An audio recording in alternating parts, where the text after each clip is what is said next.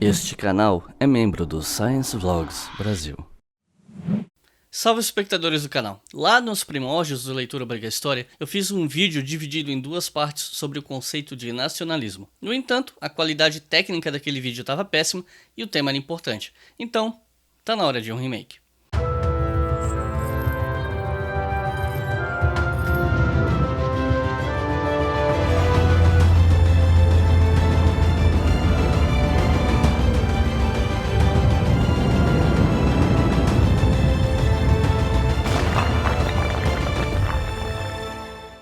Eu não tenho planos de fazer remake de todos os vídeos que eu fiz no passado, até porque eu não acho que todos os vídeos exigem isso. Só que esse aqui eu já pensava em fazer remake faz tempo, porque a pesquisa que levou a esse roteiro fez parte das leituras que eu tive que fazer para minha dissertação de mestrado. Então, ao contrário da maioria dos vídeos de conceitos que, por falta de tempo, eu acabo tendo que focar em um ou dois autores, esse aqui eu pude articular mais gente. A bibliografia, inclusive, tá toda na descrição. E, claro, eu quero falar também da nossa loja na Doppel Store. Essa camiseta que eu tô usando aqui, sobre o propósito da antropologia, tem uma frase da antropóloga Ruth Benedict, que, nos seus trabalhos, argumenta que o propósito da antropologia é tornar o mundo seguro para as diferenças humanas. Essa é só uma das 6 estampas que a gente tem lá na Doppel, que inclusive está se expandindo, está trazendo novos produtos como almofadas, por exemplo. E nós temos uma promoção exclusiva do Leitura Obriga História aqui. Se você for aqui embaixo na descrição e clicar nesse link, você vai ser direcionado para a página da Doppel, para uma página que tem o livro Direita e Esquerda do Norberto Bobbio. Você adiciona ele no carrinho e depois adiciona mais 3 camisetas. O livro sai de graça. E se você acha que 3 camisetas é demais, que você não pode pagar ou você não tem interesse em 3 camisetas, você pode conversar com os seus amigos e fazer uma compra conjunta, além, claro, de poder rachar o frete e ganhar um livro de graça. Então aproveita, corre ali embaixo no link, que o desconto é dado automaticamente se você adicionar o livro e as 3 camisetas no carrinho. Agora chega de papo, vamos pro vídeo.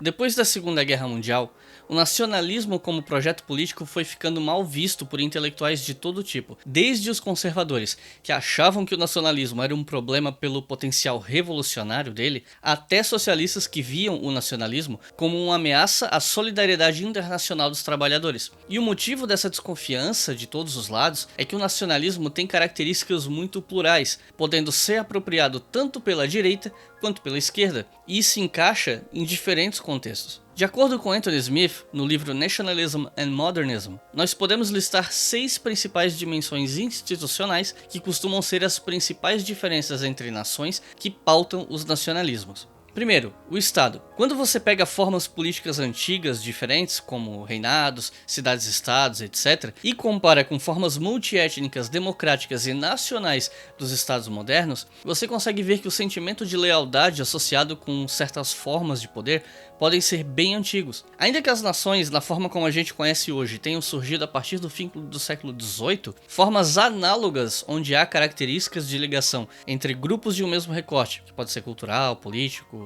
étnico, etc., existem há mais tempo na história. Elas não dependem do Estado Nacional moderno nesse modelo do fim do século XVIII para cá. Lembrando que o Estado é uma coisa mais política e institucional, e nação está ligada a uma noção de pertencimento que pode ser cooptada ou negada por um Estado. Mais para frente eu volto nesse assunto. O território. Mais uma vez a gente pode comparar formas de ligação territorial antigas com as modernas, apesar de que cada caso tem que ser analisado individualmente para não se cometer um anacronismo, fazendo uma ligação territorial contaminada por concepções do presente que nem sempre tem respaldo nesse passado. Ainda assim, nós temos vários exemplos de sentimentos de lealdade associados a um território, mesmo antes dos modelos de nação atual. A linguagem. A linguagem é extremamente importante para várias teorias do nacionalismo, então você tem que obrigatoriamente tentar entender como o sentimento nacionalista se alimenta da linguagem em vários momentos da história, o processo onde as línguas vernáculas ganham espaço, os movimentos que tentam reviver línguas que caem em desuso por conta da sua identificação étnica ou política, como é o caso do gaélico irlandês, só para dar um exemplo. Ou seja, a língua é muito importante para entender o sentimento de pertencimento nacional. Religião. Por conta do ressurgimento de nacionalismos que carregam um caráter religioso, quem estuda nacionalismo tem que tentar entender como sentimentos de caráter étnico e formas mais recentes de nacionalismo abraçam a religião, trazendo às vezes ideais de povo eleito e exercendo um poder muito grande de mobilização nacional. Uma outra dimensão institucional é a história. A história é absolutamente fundamental na criação de nações. A busca por uma era de ouro do passado que serve como modelo para o futuro, por exemplo, aparece muito em discursos nacionalistas, servindo de justificativa tanto para movimentos de emancipação, como os nacionalismos anticoloniais, quanto para projetos fascistas. E é a história, mais precisamente a apropriação que se faz da história, que dá aos defensores dos nacionalismos as ferramentas para sustentar o discurso. E sobre a apropriação do passado, eu fiz esse vídeo aqui que você pode assistir depois. Ritos e cerimônias. Cerimônias públicas, símbolos, festivais e rituais têm um papel importante em certas nações no que concerne a manutenção de uma identidade coletiva e de solidariedade. Nós temos que prestar atenção na centralidade dos mitos de origem, os lugares dos monumentos ancestrais e de rememoração, de lembrança, principalmente aqueles que lembram os heróis caídos, as mortes gloriosas das lutas do passado, especialmente das nações que se envolveram em guerra. Seja contra poderes estrangeiros, sejam nações que tenham tido guerras civis muito traumáticas para a história desse país. Esses seriam alguns dos elementos que pautam as distinções entre as nações. Acontece que durante todos esses anos de estudos sobre o nacionalismo, o assunto foi abordado de formas muito diferentes, por abordagens diferentes, por sujeitos diferentes, e essas abordagens estabeleceram alguns paradigmas de estudo sobre nacionalismo. Anthony Smith, aquele autor que eu já mencionei, propõe a divisão desses paradigmas em 5 tipos. O primeiro deles seria o paradigma primordialista. Para esse paradigma, a paixão e o sacrifício por nações vêm de atributos primordiais, de fenômenos socioculturais básicos, como a linguagem, a religião, território e especialmente parentesco. A principal contribuição desse paradigma foi trazer para essa discussão a importância das ligações entre etnia e parentesco, ou ainda entre etnia e território, que conseguem gerar sentimentos de pertencimento coletivo muito fortes. Uma nação que dá muito pano para manga para se estudar como uma abordagem primordialista, por exemplo, é o caso de Israel. Tem também o paradigma perennialista. Esse paradigma, essa forma de se estudar nacionalismo, vê as nações como frutos de um processo de longa duração e tenta compreender o papel das nações como parte do desenvolvimento histórico a longo prazo. Para esse paradigma, as nações modernas vêm de laços étnicos fundamentais e não de processos de modernização. Essa abordagem contribui para entender as funções da linguagem, dos laços étnicos e o poder dos mitos de origem e metáforas familiares no apoio popular aos nacionalismos. Muitas das concepções desse paradigma são totalmente opostas à abordagem do próximo, que é o paradigma modernista. Alguns dos trabalhos sobre nacionalismo mais influentes partem dessa perspectiva, pelo menos os trabalhos mais influentes no Brasil, os que eu mais vi publicados aqui. O paradigma modernista tenta entender como nações e nacionalismos são derivados de processos modernos romantizados. Para os modernistas, as elites nacionais mobilizam e unem nações de maneira romanceada para criar uma unidade que facilite o cenário político e até mesmo a manipulação e a cooptação política das massas. Os modernistas estudam atividades ritualizadas, simbolismos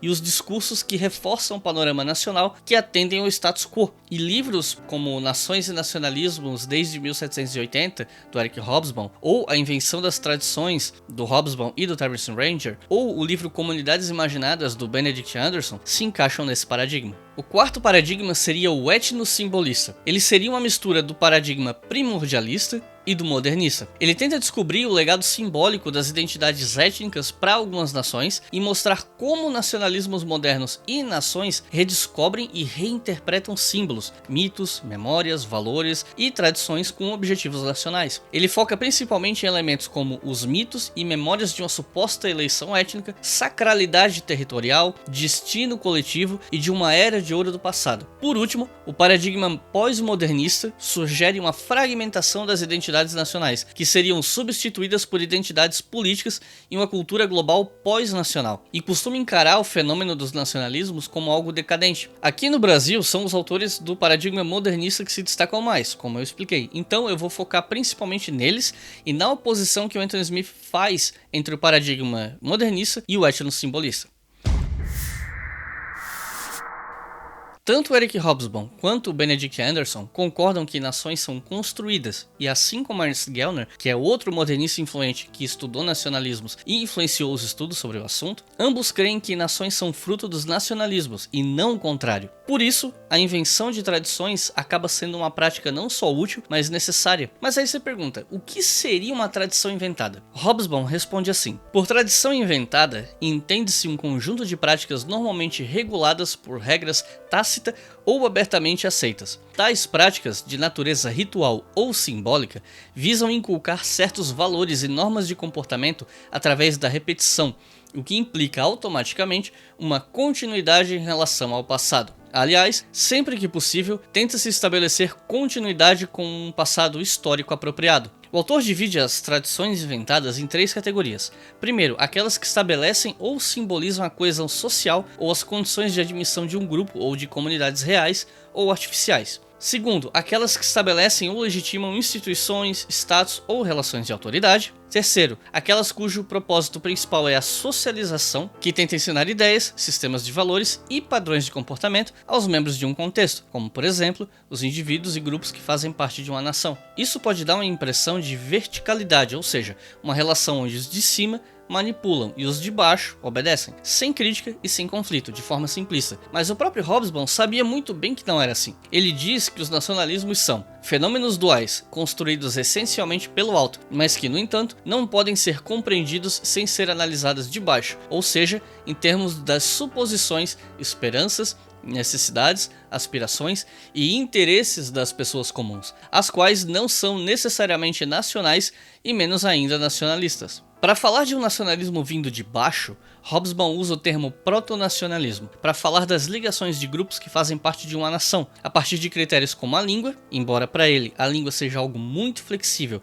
já que há comunidades multilinguísticas como a Índia que demonstram que grupos com línguas diferentes podem conviver normalmente sem nações específicas para cada uma. Etnia, que Hobsbawm considera uma categoria de análise dispensável nesse caso, porque as ligações entre os indivíduos de um grupo étnico são determinadas pelos aspectos culturais e não biológicos, e, de forma mais forte, o pertencimento a instituições políticas duradouras e historicamente estabelecidas, entre outros exemplos. Anthony Smith acredita que Hobsbawm deixa em segundo plano, ou mesmo ignora às vezes, memórias populares e crenças a respeito de parentesco, ancestralidade, origens, era de ouro, porque ele acha que o Hobsbawm vê essas coisas como fabricadas ou irrelevantes. Para o Smith, o conceito de proto-nacionalismo é um conceito meio inútil, porque as ligações proto-nacionais não teriam extensão política, elas não podem oferecer as bases para uma nação, salvo em casos onde você tem mitos de uma terra sagrada, de uma ligação entre o seu povo, que também é sagrado, e o seu reino, como acontece, por exemplo, na Rússia. Smith continua dizendo o seguinte: talvez mais séria seja a implicação de que esta passividade das massas deva ter sua contrapartida na manipulação das elites, que as emoções de uma massa inerte estão esperando para ser despertadas e canalizadas pelas elites como parte de um exercício de engenharia social. Essa é uma visão muito racionalista da conduta humana. Além de assumir que os estratos populares carregam poucas tradições e crenças originárias, ou como são apenas locais, essa visão não consegue explicar a paixão e fervor dos seguidores em massa pelos movimentos nacionalistas e a frequente boa vontade por parte dos iletrados e pobres de fazer grandes sacrifícios e mesmo cortejar a morte para defender seus países e expulsar tiranos. Smith não nega invenções e construções de tradições e mitos, mas para ele a maioria delas só ressoa entre a população, só faz sucesso, digamos assim, porque ela se baseia em tradições e elementos que vieram antes, despertando o interesse ou a empatia do público. E chamar certas tradições de inventadas, como Hobsbawm e o Terence Ranger faz, não seria justo diante da complexidade das reconstruções e reinterpretações dessas tradições por parte do público. Apesar dos méritos da análise do Smith, a crítica dele ao Hobsbawm e ao paradigma modernista meio que superestimam as escolhas individuais em relação aos movimentos dos estados em estabelecer as balizas culturais, linguísticas, territoriais, identitárias, etc. Os estados modernos nacionais precisam de um senso de cultura compartilhada que forneça o sentido de lealdade e pertencimento, e normalmente é ele, o estado, que detém o poder de estipular o que é tradicional ou não, através de cerimônias, datas comemorativas, apropriação da memória entre outras práticas. Essa verticalização de questões como língua e cultura muitas vezes são colocadas a partir da educação e da alfabetização formal, que são fornecidas pelas autoridades oficiais. Esse entendimento é uma parte importante das reflexões do Benedict Anderson sobre a construção nacionalista por parte das elites e as respostas por parte das massas, dando maior espaço às dimensões subjetivas e à cultura. Para o Benedict Anderson, nações são comunidades imaginadas, cujos membros têm uma ligação muito forte por causa de fatores como os que eu falei antes, mas especialmente pela linguagem e as normatizações ortográficas a partir da escolarização, do ensino oficial de idiomas e por aí vai, e pela morte. As mortes e tragédias transformam a fatalidade em continuidade, ligando os mortos aos não nascidos. Então, para o Benedict Anderson, a nação seria uma comunidade política imaginada, e imaginada tanto inerentemente limitada quanto soberana. E essas comunidades são imaginadas porque, segundo ele, mesmo os membros da menor das nações nunca conhecerão a maioria dos seus membros, encontrá-los ou mesmo ouvirá falar deles, e ainda assim, na mente de cada um deles, vive a imagem da sua comunhão. Mas a noção de comunidade imaginada também é criticada, porque invenção e imaginação são termos que muita gente entende como sinônimo de ilusão, algo desligado da materialidade ou das tradições de uma nação. Para o Anthony Smith, o Anderson também dá a entender que a nação, quando perde as suas representações culturais e imaginadas, não se sustenta, pois essa comunidade seria apenas uma soma de representações culturais, ignorando as instituições, economia, entre outros aspectos que mantêm a coesão social na vida material cotidiana. Além do mais, para o seu povo, uma nação não é só imaginada, ela é vivida e sentida. O Anthony Smith argumenta que o critério de Anderson em relação à linguagem e ao papel da escrita, especialmente das elites, na definição de uma mentalidade nacional, relega a um segundo plano elementos como etnia, religião, entre outros, apontando a língua como a principal definidora da nação. Para o Anthony Smith, isso é tão aberto que qualquer comunidade imaginada, uma cidade-estado, um reino ou um império colonial com uma única língua, poderia ser chamado de nação pelos seus membros. Segundo ele, comunidades nacionais provêm grandes narrativas históricas e linguísticas, que são vitais para sua sobrevivência e renovação. Mas elas contêm muito mais do que isso: símbolos, mitos, valores e memórias, ligações, costumes e tradições, leis, instituições, rotinas e hábitos, todos componentes de uma complexa comunidade que é uma nação. Nesse ponto, você acha convergências entre o Anthony Smith e o sociólogo Manuel Castells. Castells, ao discutir o papel da ideia de identidade, criticou o conceito de comunidades imaginadas de Benedict Anderson. Castells prefere se referir a um conjunto de imagens comunais, porque para ele o senso de pertencimento comunal parte das experiências compartilhadas, não de elementos em comum isolados como etnia, linguagem, mortos e por aí vai. Como exemplo, o autor cita os Estados Unidos e o Japão como dois países onde o sentimento nacionalista tem grande força, mas do ponto de vista étnico, e no caso dos Estados Unidos linguístico também, são totalmente diferentes. Enquanto o Japão é uma das comunidades mais homogêneas do mundo em etnia e idioma, os Estados Unidos são muito heterogêneos. E em algumas regiões existe uma identificação nacional própria e você tem uma boa homogeneidade étnica e linguística, além de ideias mais ou menos definidas de território, mas que nunca conseguiram se tornar um estado, como a Catalunha, o Quebec. Eu não sei qual é a situação do Quebec, mas para citar um exemplo que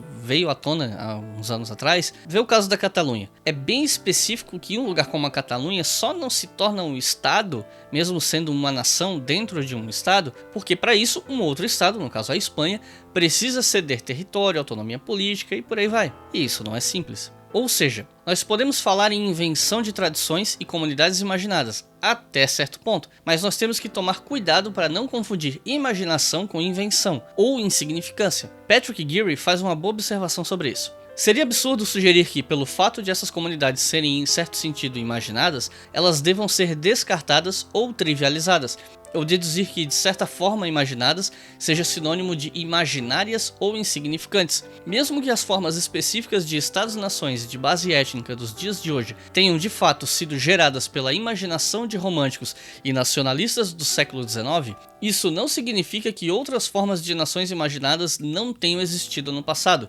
formas tão poderosas como as do mundo moderno, mesmo que muito diferentes. Acadêmicos, políticos e poetas do século XIX não inventaram o passado do nada. Eles se basearam em tradições, fontes escritas, lendas e crenças pré-existentes, mesmo que as tenham usado de novas maneiras para forjar unidade ou autonomia política. Além disso, mesmo que essas comunidades sejam em certo sentido imaginadas, elas são bem reais e muito poderosas. Todos os fenômenos históricos importantes são de certa forma psicológicos, e os fenômenos mentais, do extremismo religioso à ideologia política, provavelmente mataram mais gente do que qualquer outra coisa, com exceção da peste negra. Sobre o nacionalismo étnico, Patrick Geary pega bem pesado, com razão, e diz sem medo que ele é uma pseudociência que destruiu a Europa 2 vezes e pode fazer isso de novo. Se por um lado o paradigma etnossimbolista dá atenção para a agência individual dos sujeitos, por outro lado ele também tem problemas. Como proposição sociológica, a abordagem dele pode ser resumida em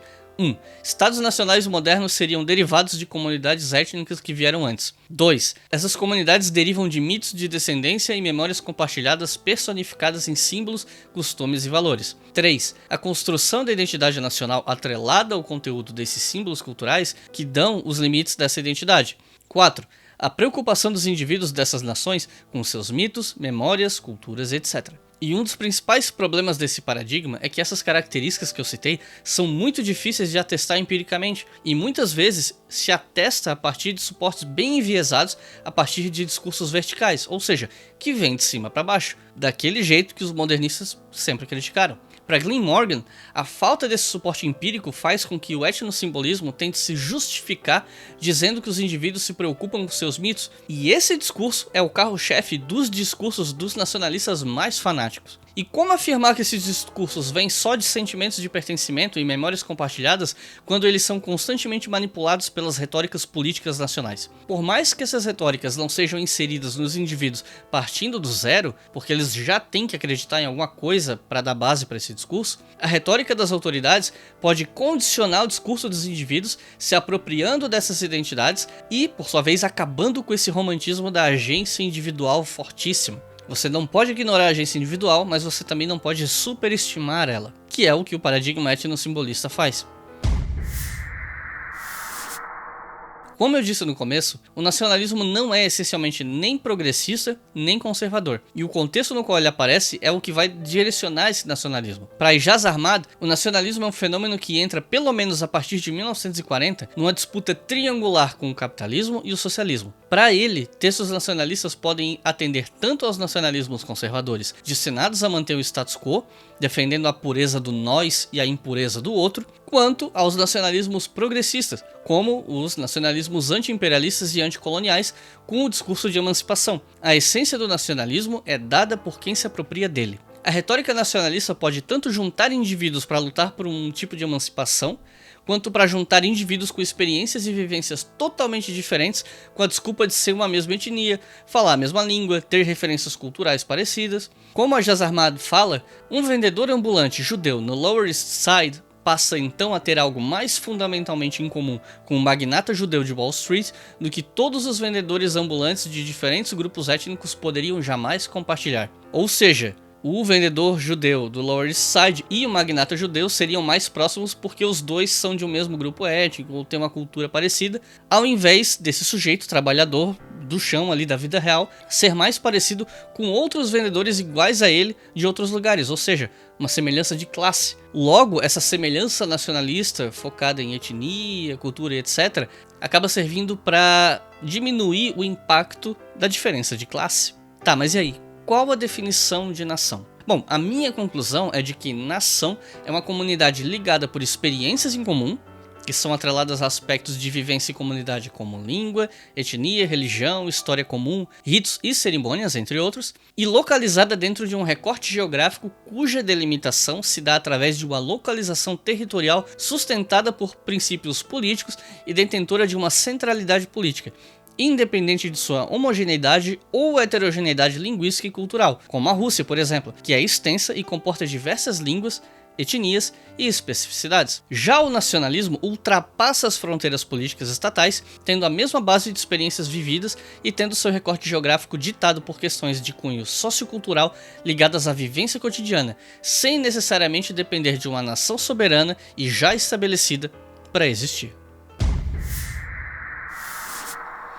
Esse vídeo pode ter ficado um pouco mais complexo do que normalmente a gente faz aqui, citando vários autores e tal, alguns conceitos menos comuns, mas é porque esse vídeo, como eu falei, é derivado de uma pesquisa sobre esse conceito que acabou entrando na minha dissertação de mestrado. Hoje em dia eu não tenho mais tempo para fazer uma coisa desse porte, com tudo que eu estou fazendo na minha vida, mas mesmo se tratando de vídeos de conceitos mais simples e curtos, eu quero tentar fazer mais vídeos de conceito, pelo menos eu espero. Esse vídeo foi financiado pelos nossos colaboradores no Apoia-se. Se você já teve tempo de acompanhar nosso canal, ver alguns vídeos e concluir se você gosta ou não do que a gente faz aqui, caso tenha gostado, apoie a gente. A partir de R$2 você já apoia tanto os vídeos do Leitura Obriga História, quanto os episódios do nosso podcast, o História FM, que tem episódios quinzenais postados no Spotify, Deezer, você acha ele no Google Podcast, Castbox, Pocket Cast e no nosso site leituraobrigahistoria.com. Por enquanto é isso, muito obrigado e até a próxima.